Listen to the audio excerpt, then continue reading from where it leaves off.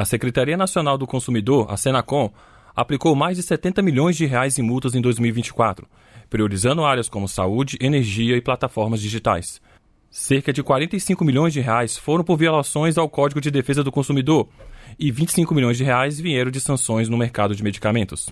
Na saúde, a Secretaria notificou operadoras de planos por práticas abusivas, como reajustes e negativas de cobertura. Em apostas online, determinou a suspensão de bonificações e publicidades voltadas a menores. A regulação de plataformas digitais também avançou, com proibição de anúncios personalizados para menores de 18 anos e sanções por violações de privacidade. Empresas de energia foram penalizadas por falha no fornecimento, somando 13 milhões de reais em multas.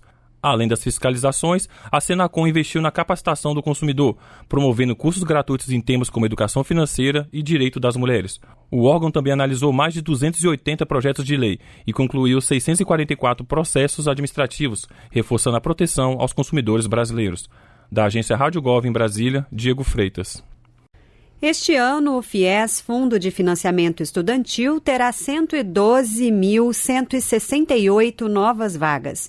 De acordo com o Ministério da Educação, os processos seletivos vão ser divididos em 2 etapas, sendo 67.301 vagas ofertadas no primeiro semestre e 44.867 no segundo semestre. A medida foi regulamentada por resolução publicada no último dia 31. Segundo a pasta, o investimento do fundo é de mais de 774 milhões de reais.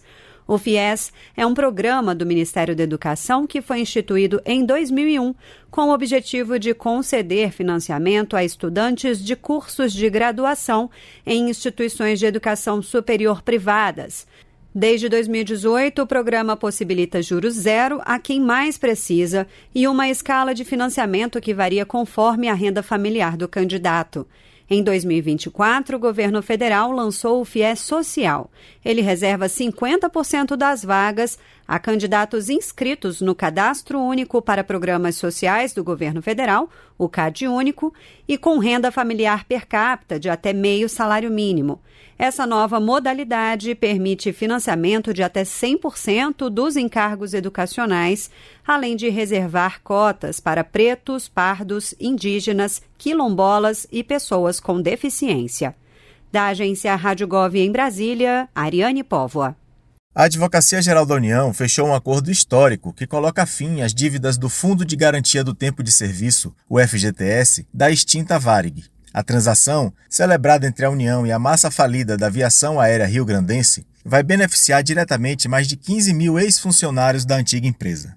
O acordo tem o valor de 575 milhões de reais e será pago à vista, assegurando um direito fundamental aos trabalhadores. O consenso veio após longas negociações, representando um marco importante para a Justiça do Trabalho e para a área de recuperação de créditos da União. A solução em torno do FGTS é um desdobramento de outro acordo, de março do ano passado, que determinou o pagamento de 4 bilhões e 700 milhões de reais pela União à massa falida da Varig. Esse valor foi fixado como indenização pelos prejuízos causados pela política tarifária entre 1985 e 1992, durante o Plano Cruzado, que resultou no congelamento de preços de passagens aéreas. Firmado após 3 anos de negociação conduzida pela Câmara de Mediação da AGU, o acordo pôs fim a um litígio judicial que já durava mais de 30 anos e assegurou o pagamento de dívidas trabalhistas. E, agora, fechado também um acordo para que os ex-empregados da Varig recebam o fundo de garantia. De Brasília, Felipe Amorim. 400 mil pessoas serão beneficiadas com um acordo fechado entre a Advocacia Geral da União, o INSS e a Confederação Nacional dos Pescadores e Aquicultores. Elas vão receber o seguro-desemprego do pescador artesanal, referente ao biênio 2015-2016. O seguro equivale a um salário mínimo que o INSS paga a pessoas que dependem exclusivamente da pesca de pequeno porte durante o período em que a atividade é proibida para garantir o crescimento e reprodução das espécies. Quando o governo federal, por meio de uma portaria de 2015, suspendeu o período de defeso, o pagamento do seguro foi interrompido, o que gerou um grande volume de ações judiciais. Para resolver a questão de forma ampla e definitiva, foi firmado um acordo nacional costurado pela Câmara de Conciliação da AGU. O acordo estabelecia que todos os pescadores que atendiam aos requisitos legais para o recebimento do benefício seriam contemplados, além de extinguir ações coletivas sobre o tema. O pacto chegou a ser reconhecido pela Justiça, mas o Ministério Público recorreu à segunda instância, alegando necessidade de ajustes em algumas cláusulas, inclusive sobre a forma de pagamento prevista, a RPV, requisição de pequeno valor, incluída no orçamento da União. A AGU defendeu o acordo e disse que alterá-lo agora poderia comprometer toda a negociação e que estabelecer o FAT, o Fundo de Amparo ao Trabalhador, como fonte dos recursos seria inviável, uma vez que o FAT já enfrenta dificuldades financeiras e não poderia arcar com um custo estimado em 2 bilhões de reais. A 9ª turma do TRF1 confirmou, enfim, o acordo, o que garante o pagamento aos pescadores. De Brasília, Vitor Abreu. O alistamento militar voluntário para mulheres já começou. São 1.465 vagas para jovens que completam 18 anos em 2025. O prazo vai até 30 de junho. As interessadas podem se inscrever online ou em juntas de serviço militar nos 28 municípios contemplados no Plano Geral de Convocação, disponível no site do Ministério da Defesa, no endereço gov.br/defesa. Elas devem escolher a força em que desejam ingressar. Será levado em conta a disponibilidade de vagas, a aptidão da candidata e a especificidade exigida pelo Exército, Marinha e Aeronáutica. O processo inclui etapas como testes físicos e exames de saúde. Assim como no alistamento masculino, o serviço militar feminino dura 12 meses, podendo ser prorrogado por até 8 anos. Com supervisão de Raquel Mariano, da agência Rádio Gov em Brasília, Estefânia Lima.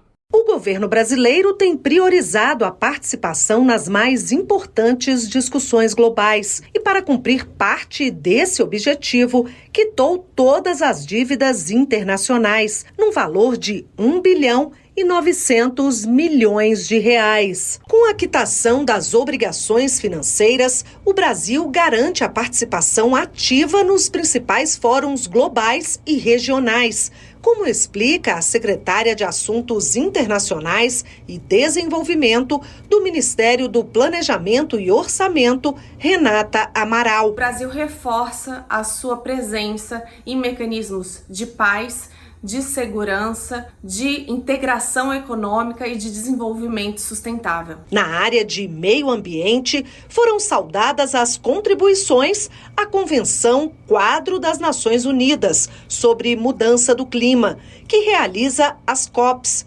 O pagamento dessa dívida e a realização da COP30 em Belém do Pará, em novembro deste ano, reforça a prioridade da agenda ambiental do Brasil. O combate às desigualdades sociais também é uma pauta do governo, que em novembro lançou a Aliança Global contra a Fome e a Pobreza, na reunião do G20 no Rio de Janeiro. A iniciativa propõe a participação de todos os países para erradicar a insegurança alimentar em todo o mundo. O Brasil atua junto à Organização das Nações Unidas para a Alimentação e Agricultura, a FAO, no desenvolvimento de políticas públicas de segurança alimentar e agricultura. O organismo foi um dos que recebeu pagamento do governo brasileiro e a maior parte foi para a Organização das Nações Unidas. Segundo Roberto Goulart Menezes, professor de Relações Internacionais da Universidade de Brasília, cumprir com as obrigações financeiras junto à ONU permite emplacar temas importantes como a reforma da organização. E essa reforma significa que a ONU precisa se atualizar, seja na forma de gestão desses recursos, seja na própria infraestrutura das Nações Unidas, assim como também nos seus principais espaços de poder decisório. O Brasil, quando coloca em dia as contribuições, mostra também que ele é atuante em cada um desses organismos. O governo brasileiro também quitou suas contribuições de 2024 a organismos de cooperação regional, como a Secretaria do Mercosul e a Organização dos Estados Americanos, e fez aportes em bancos e fundos de investimentos, como o Fundo Financeiro para o Desenvolvimento da Bacia do Prata. Reportagem Luciana Colares de Holanda. Ministro Jader Filho, das Cidades, é um prazer ter o senhor de novo com a gente aqui na Voz do Brasil. O senhor que toca um dos programas mais importantes do governo, uma das marcas desse governo e um dos principais programas do seu ministério, que é o Minha Casa Minha Vida. Então eu queria começar falando dele, porque o senhor tem dito que a gente deve superar as metas inicialmente previstas para esse programa, e eu queria então que o senhor falasse como foram as entregas ao longo de 2024, quais são as metas e onde a gente pode chegar.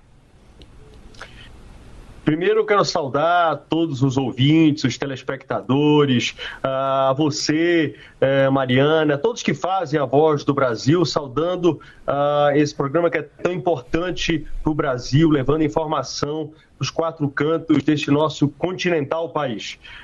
Realmente esse ano, Mariana, foram números importantíssimos, nós avançamos muito no programa Minha Casa Minha Vida. Nós já entregamos mais de 41 mil novas unidades habitacionais, realizando o sonho da casa própria. Obras essas que boa parte estavam paralisadas quando nós chegamos no Ministério das Cidades. Outras estavam com ritmo bem lento e com isso a gente conseguiu retomar essas obras e entregá-las ao Brasil.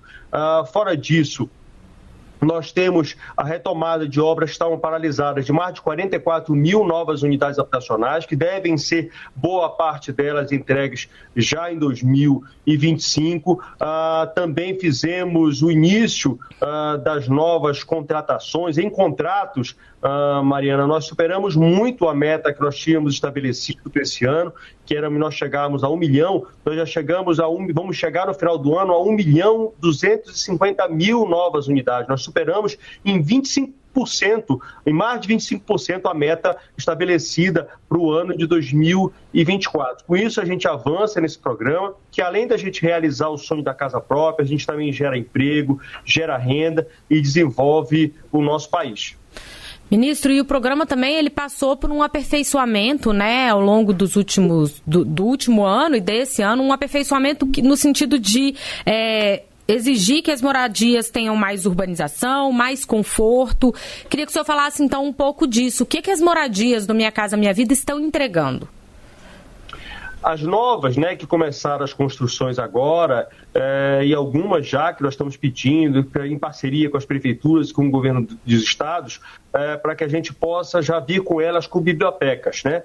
Mas todos os novos, esses que iniciaram as construções agora, no final de 2024, todos eles obrigatoriamente têm que ter biblioteca, tem que ter varanda, a gente tem que fortalecer toda essa parte social desses empreendimentos. Nós reduzimos os empreendimentos, o limite agora em cada um dos condomínios é de 250 unidades habitacionais e a gente no limite máximo de 750 unidades habitacionais em cada um desses condomínios. Com isso, por que a gente fez isso, Mariana? Porque historicamente esses grandes condomínios, que eram gigantescos e que muitos deles aconteceram no passado do Minha Casa Minha Vida, não existe um sentido de pertencimento da comunidade. E a gente percebe que eles não são tão bem cuidados quanto aqueles menores. Porque as pessoas se convivem, têm um sentido de condomínio e com isso a gente consegue avançar nesse programa tão importante para o presidente Lula, esse programa que é do coração dele.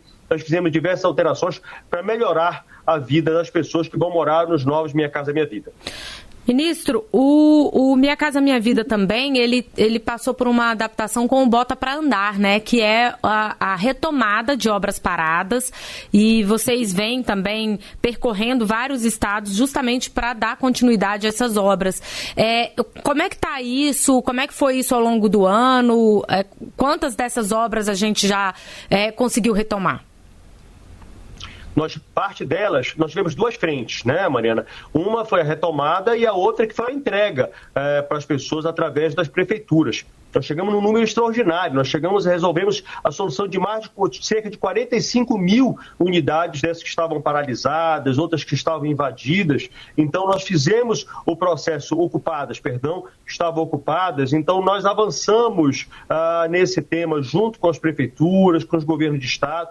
Nós já fomos a diversos estados, nós fomos ao Rio Grande do Sul, ao Pará, ao Rio de Janeiro, enfim, e vamos continuar avançando firmemente para resolver todos esses problemas espalhados pelo Brasil. Então nós vamos continuar com esse programa, que é um programa bastante exitoso e que a gente quer fortalecer cada vez mais.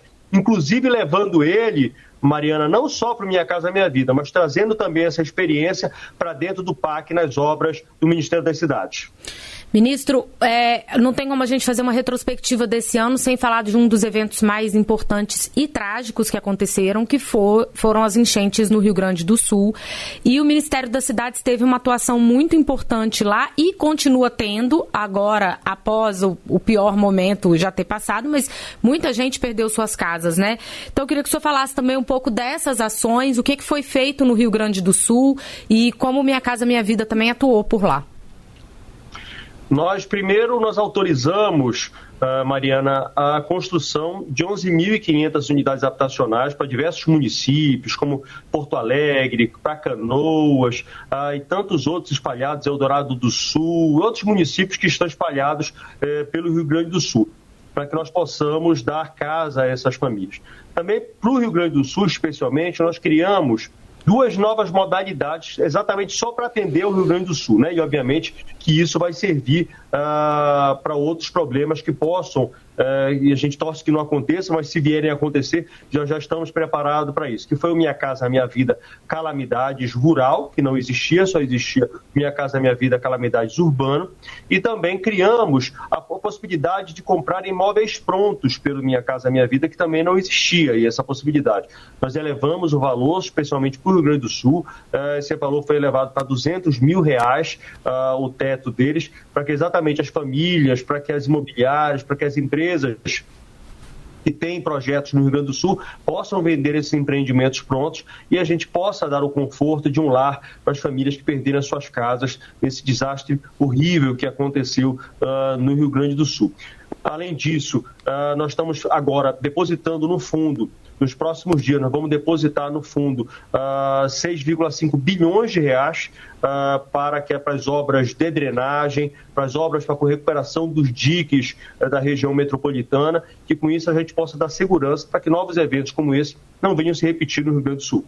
Agora, além do Minha Casa Minha Vida, vocês têm também, ministro, o Periferia Viva, né, que é um programa do seu ministério, que atua diretamente com as periferias urbanas, justamente fazendo essa parte de urbanização e fazendo investimentos por lá. O que o Periferia Viva faz? O Periferia Viva, Mariana, é um dos programas mais bonitos do governo federal, porque a gente leva diversas obras importantes para que aconteça naquela comunidade. Você tem obras de drenagem que você estabelece, obras do Minha Casa Minha Vida, obras de pavimentação, você leva água, você leva esgoto. E nós fizemos uma inovação na urbanização de favelas, que além da gente fazer todas as obras do Ministério das Cidades, a partir do programa Periferia Viva, que foi assinado pelo presidente Lula, a gente integra a ação do governo federal. São 17 ministérios envolvidos nessa ação para que a gente trabalhe conjuntamente, né? Para que, de repente, o Ministério da Cidade não faça uma obra de pavimentação e a escola, que deveria estar naquele local, a partir daquele projeto de urbanização que está acontecendo naquela comunidade, vá em uma contramão daquela necessidade daquele projeto. A mesma coisa serve para o posto de saúde, para o equipamento esportivo, para o equipamento de cultura. Então, com isso, o governo federal, nas nossas periferias, nas nossas comunidades, a gente vai agir de maneira conjunta, sob a coordenação da Casa Civil e sob a supervisão da Secretaria de Periferias aqui do Ministério da Cidade, lá com o secretário Guilherme Simões.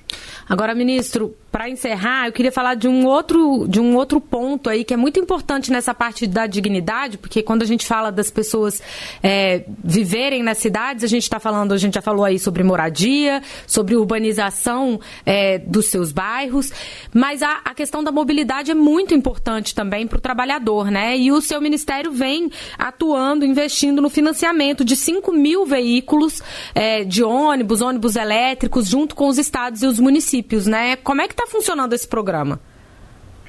Esse programa, acho que foi uma vitória importante que nós tivemos. Para você lembrar, Mariana, quando a seleção do PAC, da renovação de frota, iniciou, essa seleção era da ordem de 3 bilhões de reais, o que é um número já bastante significativo.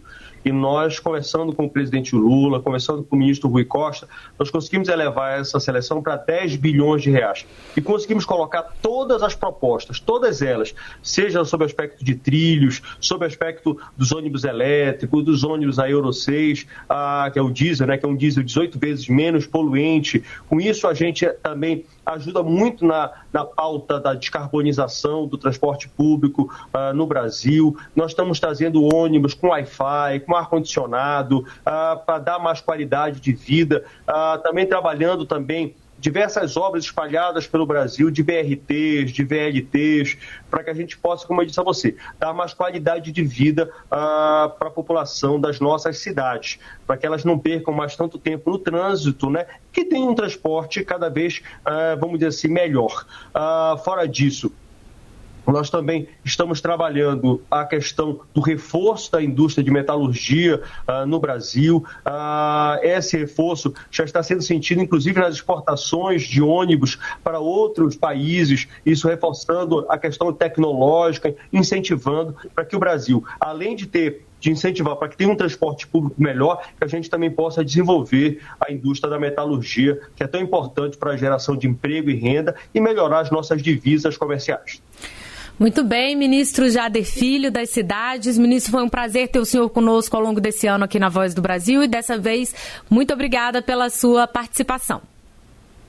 Mariana, primeiro eu quero agradecer a você, agradecer a todos os telespectadores, aos ouvintes da Voz do Brasil, esse veículo tão importante, né? Faz parte do cotidiano brasileiro há muitos e muitos anos, e eu quero poder ano que vem estar mais vezes aí com vocês, levando boas notícias para o povo brasileiro. Essa é a determinação que o presidente Lula tem nos dado, e a gente vai continuar junto com a nossa equipe, trabalhando duro para que esses projetos possam melhorar a qualidade de vida nas nossas cidades.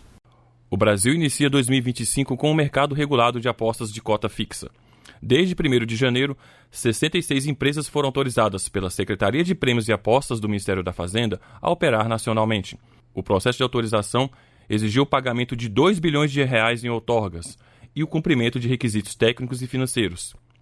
Dessas empresas, 14 receberam autorizações definitivas, enquanto outras 52 têm permissões provisórias e precisam cumprir pendências em até 30 dias, prorrogáveis por mais 30. Quem não atender às exigências vai ter as autorizações cassadas. As empresas autorizadas devem operar exclusivamente em domínios .bet.br, com proibição de transações para plataformas não regulamentadas. Além disso, novas regras buscam proteger consumidores, como proibição de crédito para apostas, identificação obrigatória por CPF e reconhecimento facial e monitoramento financeiro rigoroso para evitar práticas ilícitas. Segundo Regis Dudena, secretário de Prêmios e Apostas, a regulação marca um avanço para controlar o setor e mitigar problemas como superendividamento e jogo problemático. Ele ainda destacou o esforço do Ministério da Fazenda e do Governo Federal para implementar as mudanças e criar um ambiente mais seguro e transparente para os usuários. Da agência Rádio Gov em Brasília, Diego Freitas. Os recursos do Fundo de Manutenção e Desenvolvimento da Educação Básica e de Valorização dos Profissionais da Educação, o Fundeb, para 2025 vão somar mais de 325 bilhões de reais, conforme anunciados pelos Ministérios da Educação e da Fazenda. O valor representa um acréscimo de 19,8 bilhões de reais, ou 6,48% em relação a 2024. Cerca de 70% dos recursos vão ser destinados à valorização dos profissionais da educação, enquanto o restante vai se financiar melhorias na infraestrutura escolar e no ensino. Segundo o ministro da Educação, Camilo Santana, o aumento reflete o compromisso de investir na qualidade da educação pública e no futuro do país. Da agência Rádio Gov em Brasília, Diego Freitas. Minuto Ciência. O ano de 2025 teve início à meia-noite desta quarta-feira, 1º de janeiro. Mas você sabe o que define a duração desse período? Desde 1582, o calendário gregoriano é o sistema adotado mundialmente. Ele é classificado como solar, pois se baseia no movimento da Terra ao redor do Sol e tem a duração de 365 dias, 5 horas, 48 minutos e 46 segundos. A necessidade de um calendário acompanha a humanidade desde os primórdios, pois ele permite organizar atividades diárias e contar longos períodos de tempo, como séculos e milênios. Mas exatamente o que é um calendário? Em termos simples, é uma ferramenta para medir e organizar o tempo. Contudo, a criação e a adaptação ao longo dos séculos envolvem complexidades significativas, especialmente considerando as variações naturais do planeta. Quem explica é a astrônoma Josina Nascimento, do Observatório Nacional, unidade vinculada ao Ministério da Ciência, Tecnologia e Inovação. Ele percebeu que tem dia e que tem noite. Tem horas com luz natural, que é o dia, e horas sem a luz natural, que é a noite. Mas quem não mora na região do Equador terrestre sabe muito bem que quando o tempo é mais quente, quando é verão, o sol nasce mais cedo e se põe mais tarde. E que quando o tempo é frio, no inverno, o sol nasce mais tarde e se põe mais cedo. E quanto mais longe a gente fica do Equador terrestre e, portanto, mais próximo dos polos, esse efeito é ainda maior. Então, chega ao ponto de perto dos polos, o sol nem nascer no inverno e nem se pôr no verão. Antes do calendário gregoriano, boa parte do planeta utilizava o juliano, introduzido por Júlio César em 45 a.C. Esse sistema, no entanto, apresentava uma pequena falha. Ele considerava anos bissextos a cada 4 anos, mas isso não corrigia completamente a defasagem das datas em relação às estações do ano. Josina Nascimento detalha. Essa correção lá não era suficiente, porque o início das estações elas iam se defasando, né?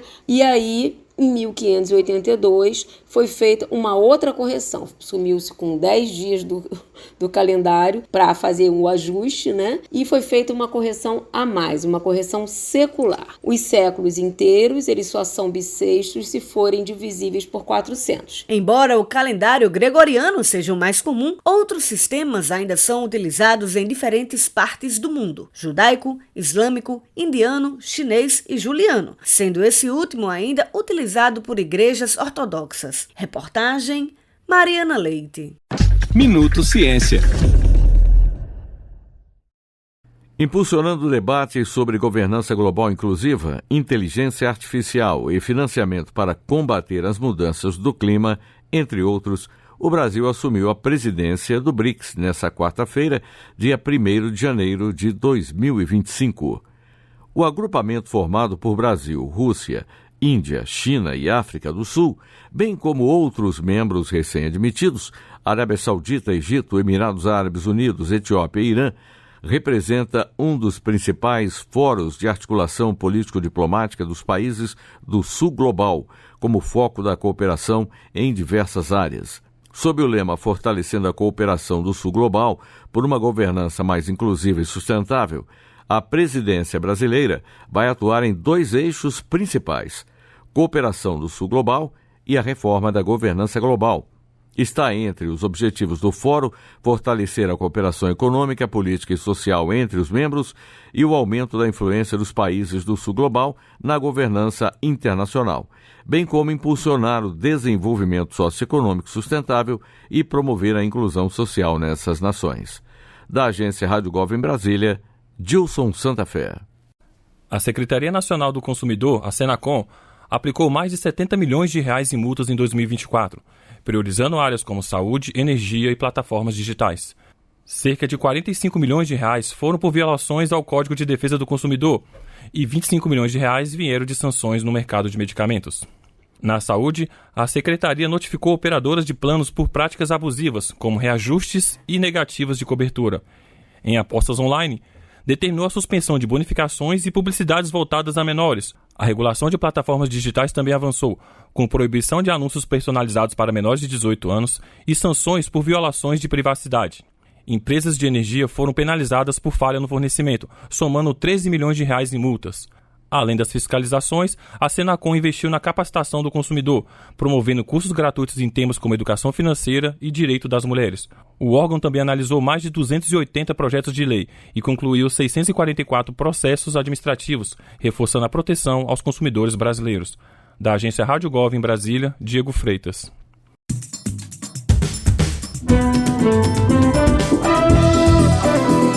Está no ar o Jornal do Senado.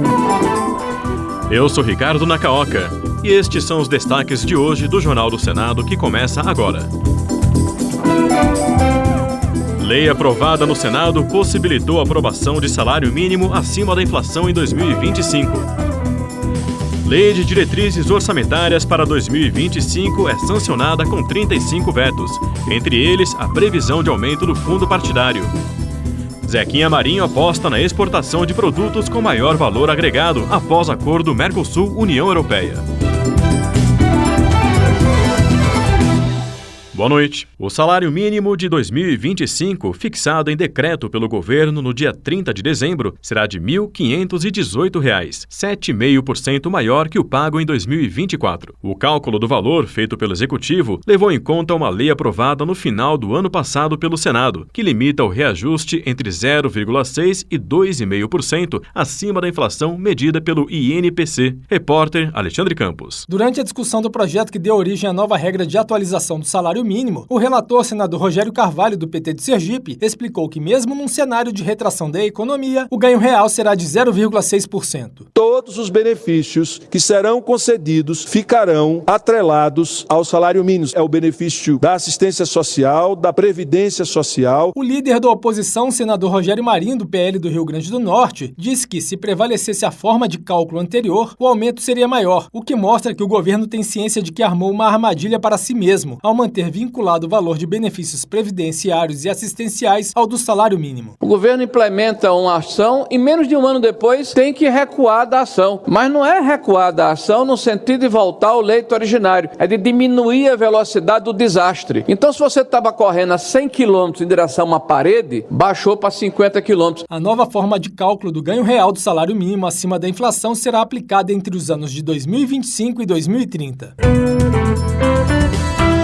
O senador Jorge Cajuru, do PSB de Goiás, destacou no plenário a gravidade da emergência climática e os impactos registrados no Brasil ao longo do ano. O parlamentar lembrou que, em 2024, aproximadamente 60% do território nacional chegou a ser coberto por fumaça proveniente de queimadas. Cajuru defendeu a reestruturação e o aumento de investimentos nos órgãos ambientais nacionais, além da ampliação das áreas de conservação ambiental já existentes. Para ele, é necessário um esforço conjunto das instituições e poderes públicos para lutar contra a crise climática. Podemos concluir que os incêndios florestais são uma tragédia de múltiplas dimensões. Afetam a saúde pública, destroem a fauna e a flora, comprometem a biodiversidade, prejudicam a nossa economia e impactam diretamente a agropecuária. A Comissão de Assuntos Econômicos aprovou regras para os serviços e operações envolvendo os chamados tokens para ativos ambientais. Os tokens podem representar uma grande variedade de ativos, como ações ou títulos de propriedade, mas sem intermediário e totalmente digitais. O repórter Bruno Lourenço tem as informações sobre a proposta, que seguiu para a Comissão de Meio Ambiente. A negociação de ativos ambientais já ocorre no Brasil e no mundo, como no caso de créditos de carbono ou cédulas do produtor rural. O projeto de lei aprovado na Comissão de Assuntos Econômicos tem o objetivo de estabelecer regras para a segurança e a transparência em operações com esses e outros ativos ambientais por meio dos tokens, que são registros digitais das transações. O senador Fernando Farias, do MDB de Alagoas, diz que a proposta não engessa os agentes econômicos e reduz intermediários. Ele avalia que o projeto deve trazer mais interessados para os tokens ambientais e reduzir as fraudes conhecidas como greenwashing, quando empresas fingem adotar medidas de proteção ao meio ambiente. Isso traz diversos benefícios para a negociação do ativo, como a redução de intermediários, a diminuição dos custos de transação e a agregação de todas as informações relevantes acerca do ativo do token e principalmente a rastreabilidade da origem do ativo. Essa rastreabilidade é importante para evitar fraudes existentes nesse ramo. O projeto seguiu para análise da Comissão de Meio Ambiente. O senador Zequinha Marinho, do Podemos do Pará, está confiante de que o acordo de parceria comercial entre o Mercosul e a União Europeia, celebrado em dezembro após 25 anos de negociações, poderá trazer um impacto positivo nas economias de ambos os blocos já a partir deste ano. Segundo Zequinha Marinho, o Brasil é o único país capaz de aumentar sua produção de alimentos, liderar o Mercosul e exportar para a Europa produtos de qualidade com maior valor agregado. Teríamos aí durante esses 20 anos um aumento gradual no nosso PIB. No entanto, a pauta exportadora brasileira está concentrada em commodities como petróleo, café e soja. A partir do acordo em vigor, teremos a oportunidade de de diversificar essa pauta e agregar valor aos produtos exportados. A Lei de Diretrizes Orçamentárias para 2025 foi sancionada pelo governo com 35 vetos. Entre eles, o que previa o aumento do fundo partidário e o que acabava com a possibilidade do governo de bloquear emendas parlamentares. A repórter Marcela Cunha tem os detalhes. Aprovada pelo Congresso Nacional no fim de dezembro, a Lei de Diretrizes Orçamentárias de 2025 foi sancionada pelo presidente Lula, que manteve a meta neutra de resultado primário para 2025. Há uma tolerância de um déficit de 0,25% do PIB estimado para este ano, o equivalente a 31 bilhões de reais, estabelecida pelo novo arcabouço fiscal. Mas o relator da LDO na Comissão de Orçamento, senador Confúcio Moura, do MDB de Rondônia, fez um alerta sobre as restrições orçamentárias. Confúcio acredita que haverá dificuldade de administrar a escassez de recursos nos próximos anos. Eu fiquei estudando esse assunto, eu fiquei assim apavorado com a realidade brasileira. A gente vai dando um jeito aqui, vai se virando, mas em 2030 para 2031, o governo, a continuar nesse ritmo, ele terá apenas 30 bilhões de recursos discricionários. Não dá para nada. Isso vai ser um grande entendimento do Congresso Nacional e dos poderes. No total, foram feitos 35 vetos à LDO, entre eles a previsão de que o fundo partidário fosse ajustado desde 2016 na mesma proporção que a arrecadação federal. Outro ponto vetado é o que impedia que o Executivo bloqueasse ou contingenciasse emendas parlamentares individuais ou de bancada ao longo do ano. O governo alegou que a medida dificultaria o cumprimento da regra fiscal, além de dar um tratamento diferenciado entre as emendas e as demais despesas discricionárias, contrariando o entendimento do STF.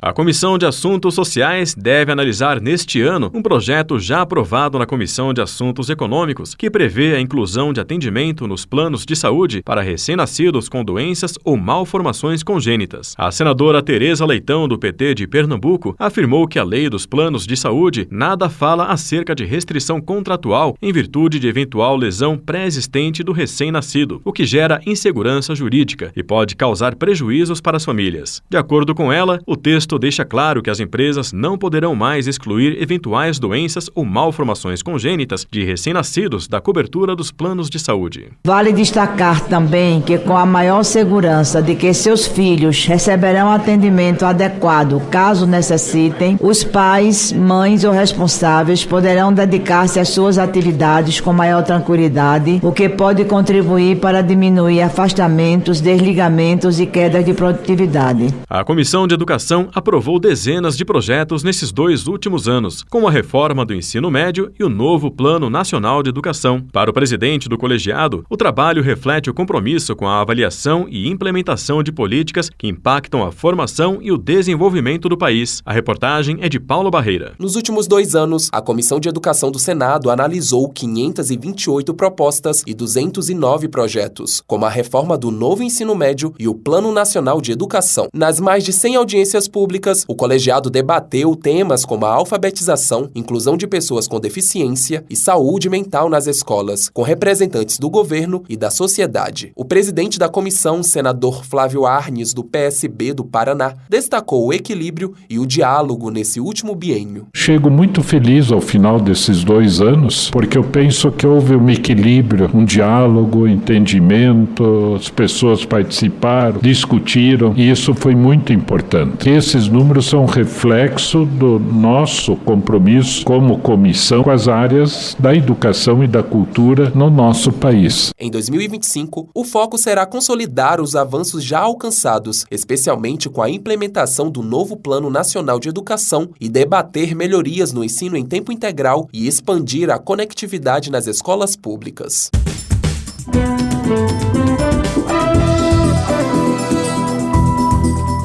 Com trabalhos técnicos de Eliseu Caires, o Jornal do Senado fica por aqui. Acompanhe agora as notícias da Câmara dos Deputados. Boa noite.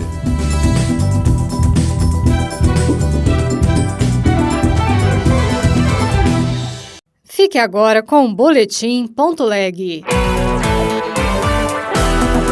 Boletim.leg. As últimas notícias do Senado Federal para você. Governo reajusta salário mínimo com novo limite de ganho real. Todos os benefícios que serão concedidos ficarão atrelados ao salário mínimo. Lei de diretrizes orçamentárias é sancionada com meta de déficit primário zero. Eu sou Regina Pinheiro e este é o Boletim.leg. O salário mínimo de 2025, fixado em decreto pelo governo no dia 30 de dezembro, será de R$ 1.518, 7,5% maior que o pago em 2024. O cálculo do valor feito pelo Executivo levou em conta uma lei aprovada no final do ano passado pelo Senado, que limita o reajuste entre 0,6% e 2,5% acima da inflação medida pelo INPC.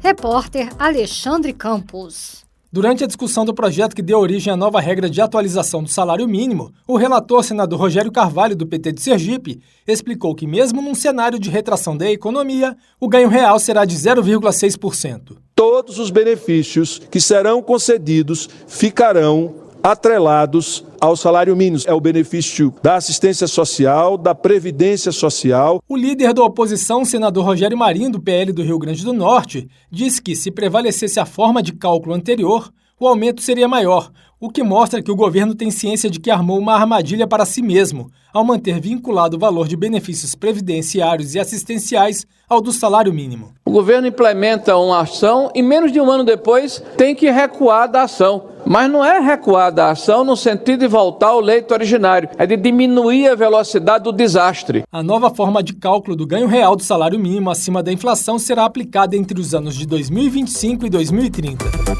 A Lei de Diretrizes Orçamentárias para 2025 foi sancionada pelo governo com 35 vetos. Repórter Marcela Cunha. A Lei de Diretrizes Orçamentárias de 2025 foi sancionada pelo presidente Lula, que manteve a meta neutra de resultado primário para 2025. Há uma tolerância de um déficit de 0,25% do PIB estimado para este ano, o equivalente a 31 bilhões de reais, estabelecida pelo novo arcabouço fiscal. Mas o relator da LDO na Comissão de Orçamento, o senador Confúcio Moura, do MDB de Rondônia, fez um alerta sobre as restrições orçamentárias.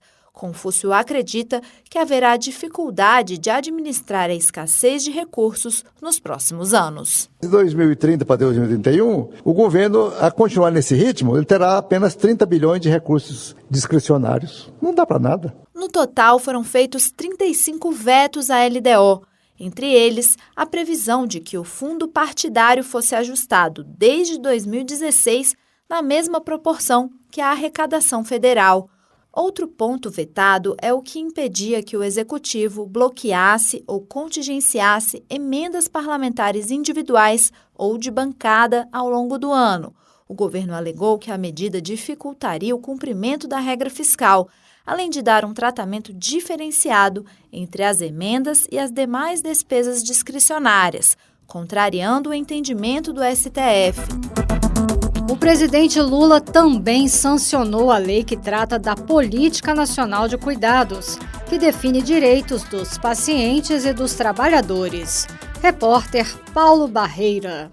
A lei, fruto de um grupo de trabalho dos governos e estudiosos, estabelece que a responsabilidade pelo cuidado será compartilhada entre o Estado, as famílias, o setor privado que presta esses serviços e a sociedade civil para evitar sobrecargas, especialmente das mulheres. O relator na Comissão de Direitos Humanos, senador Paulo Paim, do PT do Rio Grande do Sul, destacou que o projeto é fundamental para garantir que o cuidado seja tratado como um direito universal e não como uma responsabilidade individual. A organização social dos cuidados tem sido distribuída de forma injusta e desigual, onegando de forma desproporcional pessoas em especial situação de vulnerabilidade econômica e social. A nova lei estabelece ainda a criação do Plano Nacional de Cuidados, que integrará ações de assistência social, saúde e educação para garantir suporte a cuidadores e pessoas que necessitam de cuidado, como crianças, idosos e pessoas com deficiência. Outras notícias estão disponíveis em senado.leg.br/rádio. Você ouviu Boletim.leg. Notícias do Senado Federal. Professor Carlos Nobre, o IPCC previa que o aumento da temperatura do planeta deveria chegar a 1,5 graus centígrados por volta de 2030 e estabelecia uma série de medidas para evitar que esse número fosse ultrapassado nos anos seguintes. Esses eventos climáticos extremos que nós estamos vendo este ano em nosso país, significa que nós fracassamos nessa empreitada, professor? Sem dúvida, nem mesmo a ciência conseguiu prever que nós já atingiríamos 1,5 graus mais quente do que antes do aquecimento global, em relação à média da temperatura do planeta em 1850 a 1900, que nós atingiríamos isso em 2023. Vários órgãos, inclusive o IPCC, a Organização Meteorológica Mundial, em 2022 e começo de 2023, eles diziam que em 2023 a temperatura poderia já atingir o máximo valor, 1,3 graus mais quente. O mais alto tinha sido 2016, 1,26 graus, mas porque tivemos o El Niño mais forte do registro histórico. O El Niño aquece muito as águas do Oceano Pacífico Equatorial e ali o planeta ficou mais quente. Mas a ciência indicava no começo de 2023 que a temperatura chegaria a 1,3 graus em 2023.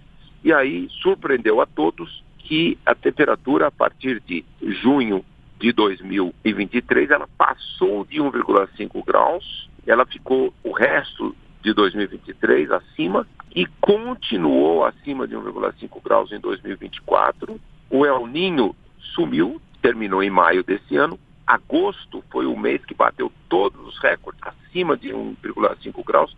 Nós já estamos há 14 meses com a temperatura acima de 1,5 graus.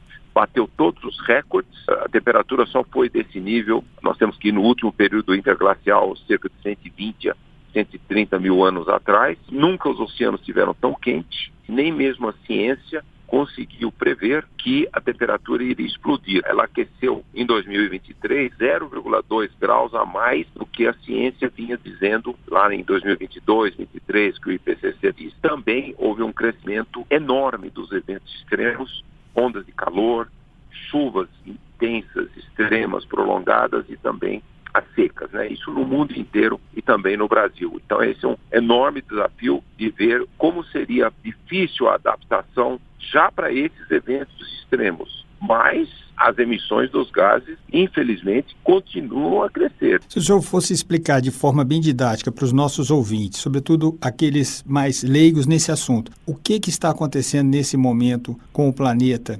Olha, o que acontece é o seguinte, quando a temperatura está mais alta, por exemplo, os oceanos evaporam muito mais água e a água ela leva energia, né? Energia da evaporação, depois quando condensa nas nuvens, libera toda aquela energia. Isso é um dos fatores que levam a esses fenômenos extremos. Quanto mais energia nós jogamos na atmosfera, também os gases de efeito estufa na atmosfera retêm mais calor e aumentam a sua temperatura. Então esses são todos fatores que mostram mais energia na atmosfera e mais energia na atmosfera gera todos esses fatores extremos. Nós sabemos que o IPCC, professor, trabalha com modelos e hipóteses, né, de forma que os cientistas já sabem com alguma previsibilidade, vamos dizer assim, o que deverá acontecer com o planeta caso a elevação da temperatura ultrapasse esse 1,5 graus, não é isso? Então eu pergunto, o que vai acontecer especificamente no Brasil? Fala-se de savanização da Amazônia, né, desertificação de extensas áreas do país, elevação do nível do mar. O senhor podia explicar um pouco dessas projeções? Olha, eventos extremos, eles causam um enorme risco para praticamente todos os biomas, todos os ecossistemas do planeta. Aqui no Brasil, nós temos a maior floresta tropical do planeta, a floresta amazônica, nós temos a maior biodiversidade do planeta e eu fui o primeiro cientista, isso 35 anos atrás, que fiz um estudo mostrando que se o desmatamento continuasse na Amazônia, e isso lá atrás, o desmatamento era 7% da Amazônia, mas se o desmatamento aumentasse muito na Amazônia, ela passaria do ponto de não retorno.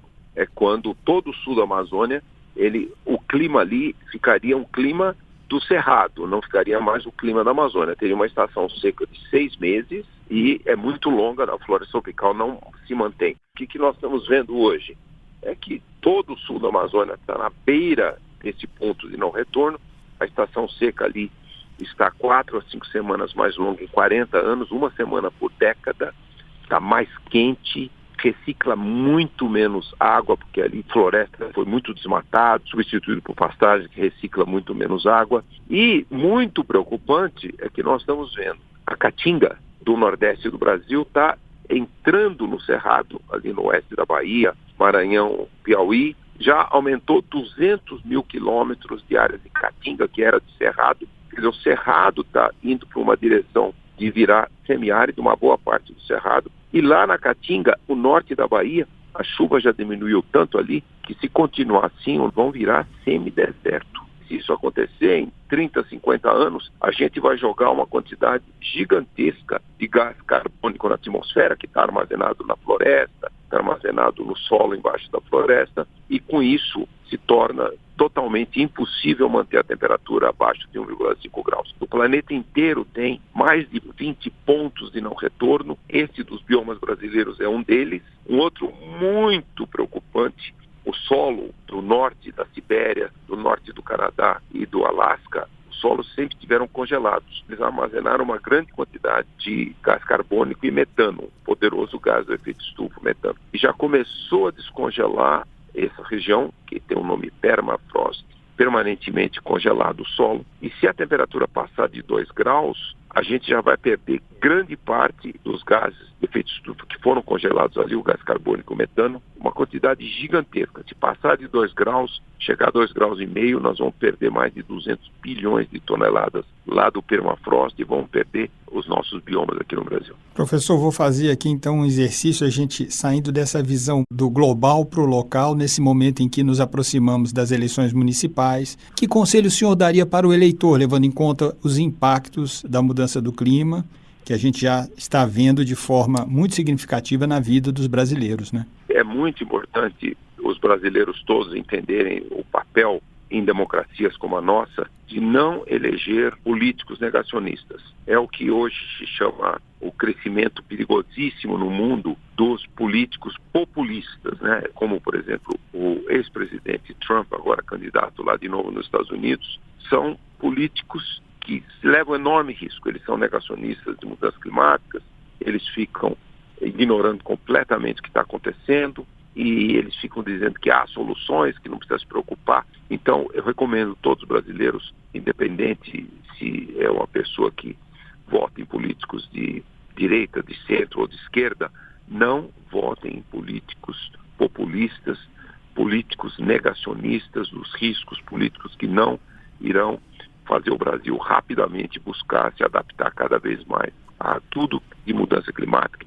O Brasil pode ser o primeiro país do mundo a zerar suas emissões. Nós somos, por muitos anos, o 5º maior emissor, o ano passado e este ano, pela redução dos desmatamentos da Amazônia, e nos últimos 5 meses do Cerrado também. Nós caímos para 6º maior emissor, mas nós podemos ser o primeiro país do mundo a zerar as emissões, zerar o desmatamento, converter para energias renováveis e também passarmos por uma agricultura sustentável de baixas emissões. Vamos votar em políticos, vereadores e prefeitos que vão nessa direção e, claro, vereadores e prefeitos que percebam que tem que haver um grande investimento e aprovação de políticas de adaptação, né?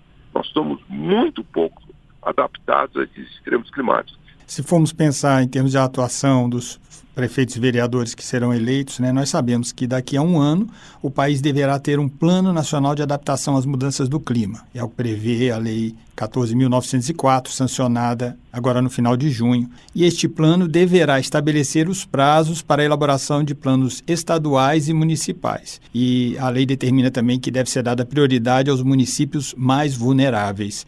O que esperar desses planos, professor? Qual é a importância deles? O que esses planos terão que ser modificados é que os extremos climáticos explodiram no mundo.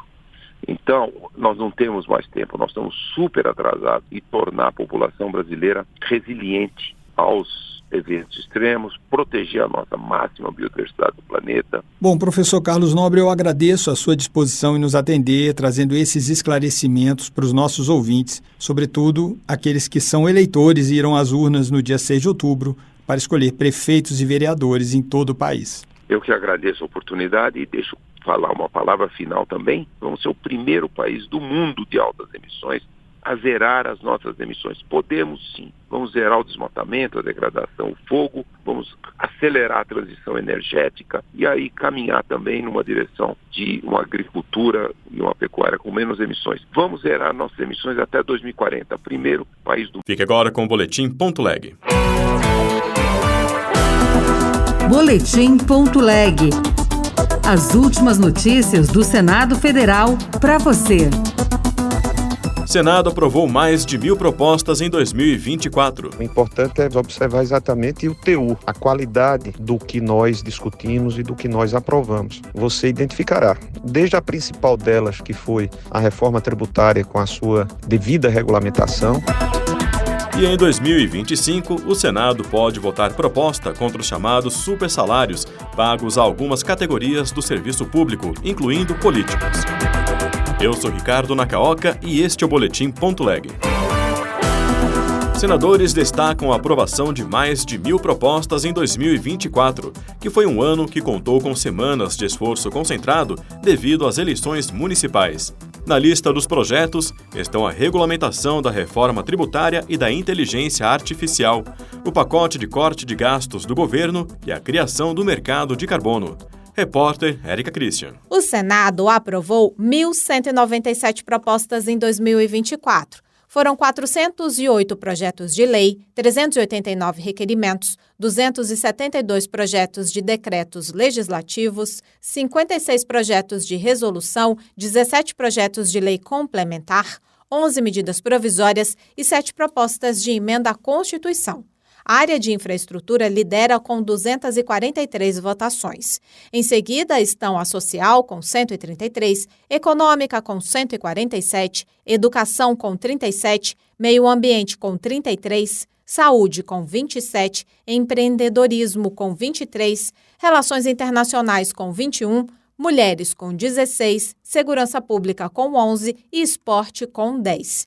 O primeiro vice-presidente do Senado, Veneziano Vital do Rego, do MDB da Paraíba, destacou a qualidade do que foi aprovado. Em relação à produtividade da nossa casa, foi extremamente profícua, não apenas pelo número das proposituras. O importante é observar exatamente o teor, a qualidade do que nós discutimos e do que nós aprovamos. Você identificará, desde a principal delas, que foi a reforma tributária com a sua devida regulamentação. Já o senador Chico Rodrigues, do PSB de Roraima, destacou a pauta ambiental no contexto das mudanças climáticas e citou o pacote de corte de gastos, além de projetos nas áreas de educação e tecnologia. O novo ensino médio, facilitando a formação dos jovens, que já podem sair do ensino médio com capacitação e preparados para o mercado de trabalho. A regulamentação de inteligência artificial, que com isso permite a garantia de direitos autorais, uso de dados pessoais, bem como a inovação. Outro projeto relevante que já virou lei é o que aumenta a pena para o crime de feminicídio para 40 anos de prisão.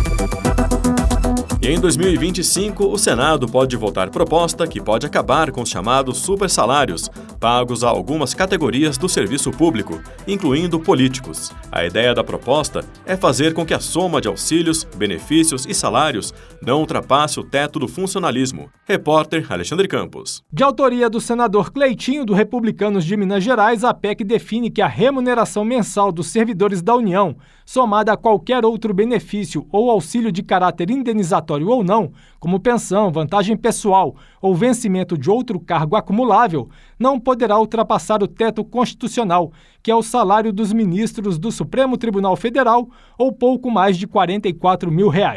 Os limites também valerão para aposentados e pensionistas. Segundo Cleitinho, por causa de interpretações equivocadas das normas vigentes e com a criação de auxílios de caráter indenizatório, uma parcela de servidores públicos recebe salários superiores a esse limite. O que a gente tem que fazer aqui agora, que é acabar com esses super salários mesmo. Corte de gasto, gente, tem que vir também, é dos 3 poderes. O corte de gasto não pode vir só da população. O corte de gasto tem que vir daqui, do Poder Legislativo, Poder Judiciário e Poder Executivo. As regras valerão para os municípios, que terão como teto o salário do prefeito. Já no caso de estados e do Distrito Federal, O limite será a remuneração do governador, dos deputados estaduais ou distritais e de desembargador. A proposta está na Comissão de Constituição e Justiça. Outras notícias estão disponíveis em senado.leg.br/rádio. Você ouviu Boletim.leg. Notícias do Senado Federal.